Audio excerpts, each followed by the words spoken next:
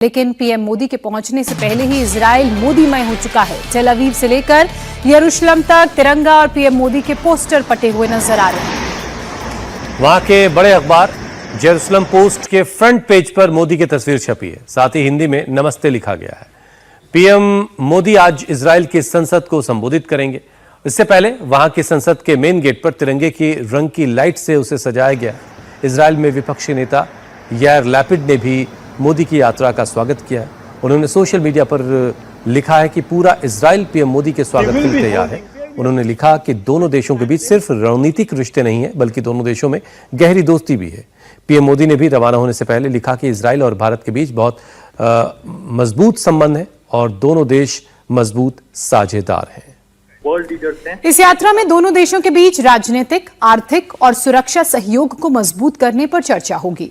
प्रधानमंत्री मोदी इजराइल यात्रा के दौरान यरूशलेम में आयोजित एक इनोवेशन कार्यक्रम में हिस्सा लेंगे और होलोकास्ट स्मारक का भी दौरा करेंगे। बेंजामिन नेतन्याहू के मुताबिक इस यात्रा में हाईटेक क्षेत्रों में सहयोग पर विशेष जोर रहेगा। दोनों देश एआई और क्वांटम टेक्नोलॉजी जैसे आधुनिक क्षेत्रों में भी साझेदारी बढ़ाने पर चर्चा करेंगे। पीएम मोदी इजराइल यात्रा पर हैं और ये यात्रा ऐसे वक्त में हो रही है जब ईरान पर अमेरिकी हमले की आशंका बढ़ गई है।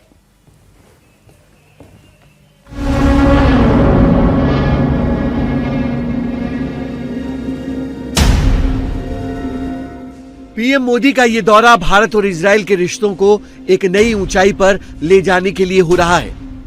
इसके लिए इजराइल में तैयारियां पूरी हो चुकी हैं। बेंजामिन नेतन्याहू खुद पीएम मोदी के दौरे की तैयारियों का जायजा ले रहे हैं। ये जगमगाती बिल्डिंग यरूशलेम में स्थित इजराइल की संसद की है। पीएम मोदी इसी संसद को संबोधित करेंगे। इजराइल की संसद को संबोधित करना दुर्लभ सम्मानों में गिना जाता है। प्रधानमंत्री मोदी इजराइल यात्रा के दौरान यरूशलेम में आयोजित एक इनोवेशन कार्यक्रम में हिस्सा लेंगे और होलोकॉस्ट स्मारक याद वाशेम का भी दौरा करेंगे।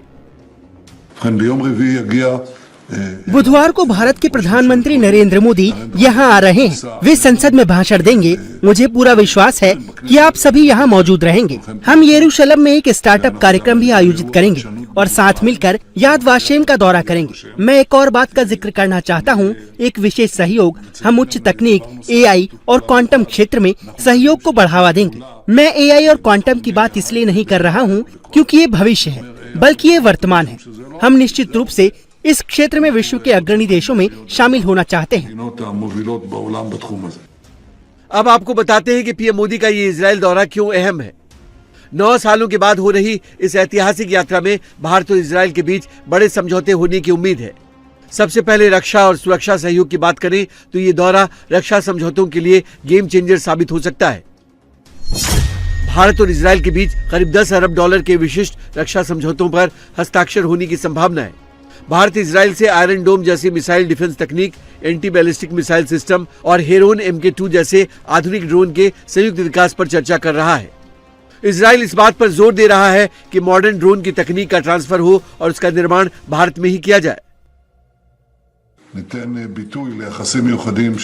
हमने पिछले कुछ सालों में इजराइल और ग्लोबल पावर भारत के बीच, मेरे और उनके नेता प्रधानमंत्री नरेंद्र मोदी के बीच विकसित हुए विशेष संबंधों को व्यक्त किया। हम व्यक्तिगत मित्र हैं। हम अक्सर फोन पर बात करते हैं, एक दूसरे से मिलने जाते हैं। मैंने भारत का दौरा किया, मोदी ने यहाँ का दौरा किया। भारत के साथ संबंधों का स्वरूप सुदृढ़ होता जा रहा है और वे यहाँ इसलिए आ रहे हैं ताकि सरकारों और देशों के बीच सहयोग को सुदृढ़ करने से संबंधित निर्णयों की कड़ी में हम इसे और भी मजबूत कर सकें।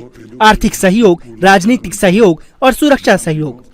שיתוף פעולה כלכלי, שיתוף פעולה מדיני ושיתוף פעולה ביטחוני। हिंदुस्तान की नजर आयरन बीम पर भी है।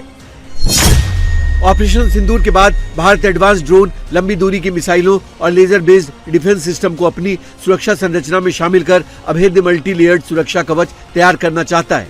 डीआरडीओ ने 30 किलोवाट क्षमता वाली हाई एनर्जी लेजर वेट डायरेक्टेड एनर्जी वेपन सिस्टम विकसित की है। इजरायली मीडिया के मुताबिक मोदी के इजराइल दौरे पर iron beam laser defence system पर भी बात हो सकती है। साथ ही बेंजामिन नेतन्याहू ने भारत के साथ मिलकर हेक्सागन नाम का एक नया 6-पक्षीय गठबंधन बनाने की बात कही है। בחזון שאני רואה मेरे सामने जो परिकल्पना है उसके अनुसार हम एक संपूर्ण प्रणाली का निर्माण करेंगे जो मूलतः मध्य पूर्व के आसपास या भीतर गठबंधनों का एक हेक्सागोन ढांचा होगा। इसमें भारत, अरब देश, अफ्रीकी देश, भूमध्य सागरीय क्षेत्र के देश, ग्रीस और साइप्रस और एशिया के कुछ देश शामिल हैं, जिनका नाम मैं अभी नहीं लूंगा। मैं इसे क्रमबद्ध तरीके से प्रस्तुत करूंगा। यहाँ उद्देश्य एक ऐसे देशों का गठबंधन बनाना है जो वास्तविकता, चुनौतियों और लक्ष्यों को एक समान दृष्टिकोण से देखते हों, न कि कट्टरपंथी गठबंधनों के विपरीत। इनमें कट्टरपंथी शिया गठबंधन भी शामिल है, जिस पर हमने कड़ा प्रहार किया है, और साथ ही उभरते हुए कट्टरपंथी सुन्नी गठबंधन भी। इन सभी देशों की सोच अलग अलग है और हमारे बीच सहयोग से बहुत अच्छे परिणाम प्राप्त हो सकते हैं, और निश्चित रूप से हमारी शक्ति और भविष्य भी सुनिश्चित हो सकता है। שיתוף פעולה בינינו יכול להניב פירות גדולים מאוד, וגם כמובן להבטיח את חוסננו ועתידנו. मोदी की इजराइल यात्रा के दौरान भारत इजराइल मुक्त व्यापार समझौते के लिए भी बातचीत को गति मिलने की उम्मीद है, जिससे दोनों देशों के बीच आपसी व्यापार में भारी